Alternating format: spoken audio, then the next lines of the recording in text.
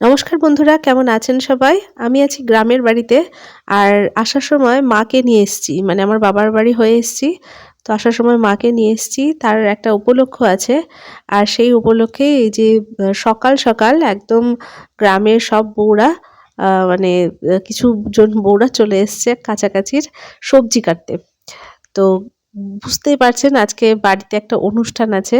সেই অনুষ্ঠানের জন্য খাওয়া-দাওয়ার আয়োজন হবে, লোক খাবে। তো ওইজন্য গ্রামের বউরাই রান্নাবান্না করবে। তো ওরাই সবাই সকাল থেকে আ সবজি-টবজি কেটে রান্নার জোগাড় করে রান্না শুরু করে দেয়। এখানে বাড়ির লোকের অত চাপের ব্যাপারই থাকে না গ্রামের মধ্যে যে সব এরেঞ্জ করে দিতে হবে। আগে থেকে তো নিজেদের একটা প্রিপারেশন থাকেই। কিন্তু এই যে সবাই হাতে, হাতে সবকিছু করে নিচ্ছে। তো গ্রামে অনুষ্ঠান হলে এটা একটা সুবিধা। এখানে যে সবাই প্রত্যেকটা সবজির জন্য কি পরিমাণ সবজি লাগবে না লাগবে আইডিয়া করে আ ঠিক কেটে-কুটে নেবে। তো এখানে এদিকে এরা সবজি কাটছিল আর এখানে রান্নার জন্য জ্বালানি এনে রেখেছে। আমরা যখন এসছি এরা গতকাল এসছি তখন দেখছি যে উনুন কেটে রেখেছে। তো উনুনটা একটু ভেজা, ভেজা আছে। যেহেতু কুয়াশাচ্ছন্ন ওয়েদার ছিল ২ টো দিন। আর এখানে এই যে কড়াই, বালতি এগুলো সব নিয়ে এসছে। তো এখান দিয়ে এগুলো রান্না-বান্নার প্রিপারেশন চলছে। আর এখানে আমি যাচ্ছি একটু দূরে, মানে একটু দূরে একটা পুকুর আছে। সেই পুকুরের ধারে মাছ ধুচ্ছে। আর ওইখানে দেখুন ওই যে পেছন দিকে সব জায়গায় এখন জমির ধান চলে এসছে বাড়িতে। তো সেগুলো আ ধান মাড়ার প্রিপারেশন চলছে। তো বাড়ির বাইরে মাছ ধোয়া হচ্ছে তার কারণ হচ্ছে বাড়ির কাছাকাছি যদি মাছ ধোয়া হয় তো মাছের একটা গন্ধ আছে, মাছের জলের গন্ধ করবে। তো ওইজন্য একটু দূরে একটু এগিয়ে এই যে মোটর দিয়ে পাইপ লাইন করে নেওয়া হয়েছে। এই যে পাইপের জল দিয়ে মাছ ধোয়া হচ্ছে। পুকুরের ধারে তার মানে এই না যে পুকুরের জল দিয়ে ধোবে। পুকুরে জল খুব একটা নেই কিন্তু এই যে এই সমস্ত জলগুলো পুকুরে ঢেলে দেওয়ার জন্যই আ এখানে নিয়ে এসছে। তো এখানে এই যে বড় মাছ, কাতলা মাছ এরেঞ্জ করা হয়েছে। এখানে বাটা মাছ আর ছোট মাছও আছে।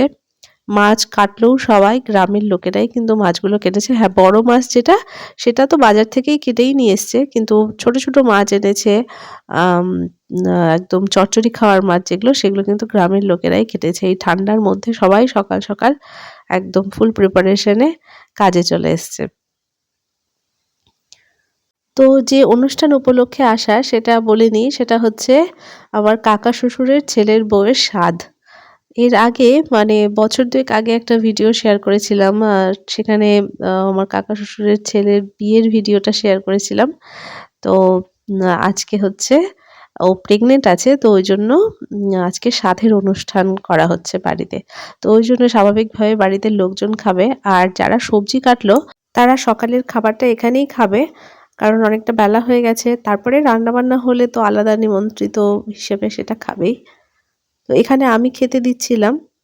আর সেই সঙ্গে ওই যে কাকা শ্বশুরের ছেলের বউ, ও যদিও আ এই এখন প্রেগন্যান্সি অবস্থায় রয়েছে কিন্তু তবুও যথেষ্ট কাজ করছিল। আর আমি এখানে সবাইকে খাবার পরিবেশন করছিলাম। তো বিভিন্ন রকম ব্যস্ততার কারণে ভিডিও করা হয়নি। এই ভিডিওটা সৃষ্টিকে বললাম যে, "একটু তুমি ধরে দাও।" কারণ আমি তো এদিক ওদিককার কাজে ব্যস্ত ছিলাম। তো ঐরকমভাবে নিজে ক্যামেরা করব সেটা মানে পুরোপুরি হয়নি। যতটুকু পেরেছি ততটুকু করেছি। এই যে এখানে সবজি কাটা সবকিছু মাছ ফ্রেশ করে ধুয়ে নেওয়া হয়ে গেছে। তো তারপরে এখানে রান্নার পাশে রেখে দিল। এখানে উনুনে রাঁধুনিরাও চলে এসছে। তো ৩ জন রাঁধুনি ছিল আমাদের গ্রামেরই। তো ওরা এই সমস্ত অনুষ্ঠানে কিন্তু রান্নাবান্নাগুলো করে। তার পরবর্তীতে সাধের যে সমস্ত অনুষ্ঠান বলুন বা রাতের নিমন্ত্রিত খাওয়া-দাওয়া তো সেগুলোর ভিডিও আমি করতে পারিনি। কারণ আমি নিজেই এঙ্গেজ ছিলাম। তো অন্য কেউ যদি এখানে ভিডিও না করে দেয় না তাহলে খুব সমস্যা হয়। তো সেভাবে পুরোটা শেয়ার করতে পারিনি। এখানে সৃষ্টি সবার সঙ্গে বেশ ভালোই আনন্দ করছিল। আর আমি মানে আটকে পড়েছিলাম ভিডিও করতে নিয়ে। সবাই এদিক ওদিক যাতায়াত করছিল। তো আমি এদিক থেকে ওইদিক কোথায় ঠিকঠাক দাঁড়াবো সেটাই খুঁজে পাচ্ছিলাম না। তো এখানে ডাল চড়িয়েছে এই কড়াইটাতে আর ওইখানে এই যে বাটা মাছগুলো ভাজা হচ্ছে। আর গ্রামের এই খোলামেলা পরিবেশ তো ভালোই লাগে। কিন্তু আমার ভয়েস শুনে বুঝতে পেরে গেছেন যে আমার সর্দি লেগে গেছে। মানে এই ঠান্ডা হাওয়া যখন নাকে-টাকে ঢোকে না তখনই এই যে সর্দি-ফর্দি লেগে যায়। আর এখানে কিছুজন নিরামিষ খাবে তার রান্নাও চলছে। আর এখানে যে সমস্ত আইটেমগুলো রান্না হয়ে গেছে সেগুলো এক সাইড করে এনে রেখেছে। তো একটু দেখিয়ে দিই কী হয়েছে। ওই সাইডে ফার্স্টে দেখা যাচ্ছে চাটনি হয়েছে, এখানে ডালও হয়ে গেছে, আর এটার মধ্যে ওই যে বাটা মাছ ভাজলো যেটা, সেটা আপাতত করে রেখেছে। তো বেগুন ভাজা হয়ে গেছে, আর এখানে জল বসিয়েছে, গরম জল, জানি না কিসের জন্য। ভাত তো হবে না এটাতে, ভাত তো ওই বড় কড়াইতেই হবে, কিন্তু হয়তো বা এই যে মাছের ঝোলে দেওয়ার জন্য গরম জল করছে। তো ঘরে বাইরে সব জায়গায় রান্নাবান্না হচ্ছিল, কারণ ছোট দিনের বেলা, আর সাধের খাবার তো দুপুরবেলাতেই হয়। তো সেটা যাতে খুব লেট না হয় সেই জন্যই মানে চারদিক থেকে আয়োজন করছিল। আর এখানে আমি আমার যাকে বললাম যে একটু দাঁড়াও তুমি, তোমার একটা ছবি নিই। আর আমিও এখানে স্নান দান করে মোটামুটি রেডি হয়ে নিয়েছি, কারণ গ্রামের লোকজনরা একটু একটু করে আসতে শুরু করবে। আর ভাবলাম যে একটু ভিডিও করি। তো এখানে আশেপাশে যারা বউরা থাকে, পাড়া প্রতিবেশী, তো তারাও ছিল, তাদের সঙ্গে একটু ভিডিও করে নিয়েছি। তো চলুন আবার রান্নার জায়গাটা একটু দেখিয়ে দিই কতদূর রান্না হলো। আমি মাঝে মাঝে এসে দেখছিলাম যে রান্না কতদূর হলো। এখানে হচ্ছে বাঁধাকপির ঘাটি হয়ে গেল, তো সেটা নামিয়ে নিচ্ছে। আর গ্রামে তো জ্বালানি কিনতে হয় না, বিভিন্ন গাছের ডাল দিয়েই জ্বালানি হয়ে যায়। আর এই শুকনো জ্বালানিগুলো কি সুন্দর আগুন জ্বলছে দেখুন। বাড়ি ফিরে এসেছি বন্ধুরা, একটু আগেই জাস্ট সবে মাত্র ফিরলাম, আর সর্দি কাশি বাঁধিয়ে নিয়ে এসেছি। এসে ফ্রেশ হয়ে চেঞ্জ করে এই যে সৃষ্টির জন্য এখানে একটু ডিম পোস্ট বানিয়ে নিচ্ছি। ওর খিদে পেয়ে গেছে, গাড়ি জার্নি করে এসেছি, আর আমার চোখ মুখ দেখে বুঝতেই পারছেন প্রচণ্ড সর্দি লেগেছে, দুদিন ধরে ওষুধ খাচ্ছি। আর অনুষ্ঠান যেদিন ছিল সেই ভিডিওটার সঙ্গে আজকে জুড়ে দিচ্ছি, কিন্তু বাড়িতে আমি বেশ কয়েকদিন ছিলাম। তারপরে আমার বুনিয়াদপুরে মানে আমার বাবার বাড়িতে ছিলাম। তো ওই কয়দিন একে তো ভিডিও করা তো দূরের কথা, আমার এতটাই সর্দি লেগেছিল কি বলবো, মানে এখনো আছে, নাক দিয়ে আওয়াজ বেরোচ্ছে, কান দিয়ে ধোয়া বেরোচ্ছে, এরকম অবস্থা। তো আজকে একটু বেটার ফিল করেছি, ওই জন্য আজকে চলে আসলাম। এদিকে হাজব্যান্ড আবার রান্না করে খাচ্ছে। তো বাড়িতে এসে দেখি ও বাড়ি নেই, মানে আমি যখন গাড়িতে তখনই ফোন করে বললো যে আমি কাজে আবার অন্য জায়গায় যাচ্ছি। আর আমার কাছে যেহেতু এক্সট্রা চাবি থাকে, ওই জন্য কোনো অসুবিধা হয়নি। আর প্রচণ্ড গলা ব্যথা করছে, এই যে কথা বলছি হাঁপিয়ে যাচ্ছি। তো এই কন্ডিশন, আর একদম ভিডিও আমার স্টকে নেই, তো সুতরাং আমি এই যে ভিডিও করতে এখন বাধ্য হলাম, কিচ্ছু করার নেই। আর সৃষ্টি না ডিম পোচে যে এরকম অমলেটটা সাধারণত মানে ইয়কটা, ডিমের কুসুমটা সাধারণত গোটাই থাকে, কিন্তু ও এরকম আবার খাবে না, ওই জন্য আমি এরকম এরকম করে খুচিয়ে খুচিয়ে দিই, যাতে করে ভেতরটাও ভাজা হয়ে যায়। তাছাড়া কিন্তু ডিম পচে ওই ইয়কটা খেতে, ডিমের কুসুমটা খেতে কিন্তু বেশি ভালো লাগে। আর এইদিকে তো আমাদের বাড়িতে খালি চারিদিকে ধুমধাম আওয়াজ, মানে বিয়ে বাড়ির আওয়াজ শোনা যাচ্ছে। বিয়ে বাড়ির লাস্ট ডেট হবে হয়তো,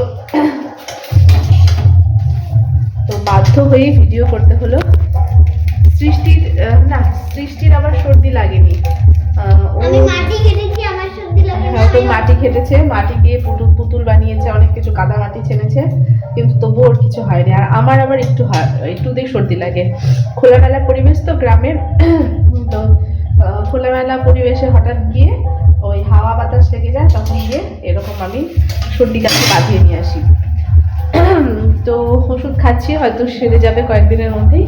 তো তারপর থেকে আবার ভিডিও দেওয়া শুরু করব। তাহলে সৃষ্টির জন্য আমি অমলেটটা বেড়ে দিই। না, কেন করছিস তুই বাবা ওরকম ক্যামেরার সামনে?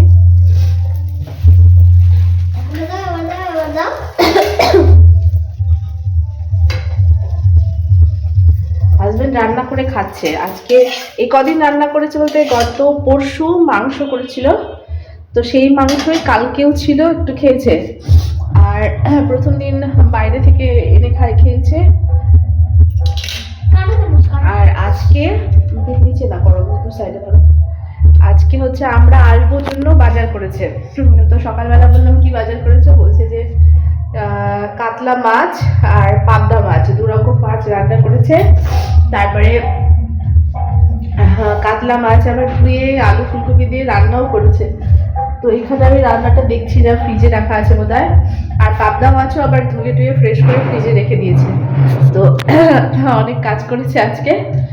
আর আমার মানে নাক মুখ বন্ধ হয়ে আসছে কথা বলছি, তো ভিডিওটা বড় করবো না, এখানেই শেষ করছি। আপনারা ভালো থাকবেন, সুস্থ থাকবেন। আর নেক্সট ভিডিও আশা করি আমি খুব তাড়াতাড়ি ভালো করে দিতে পারবো। Bye bye.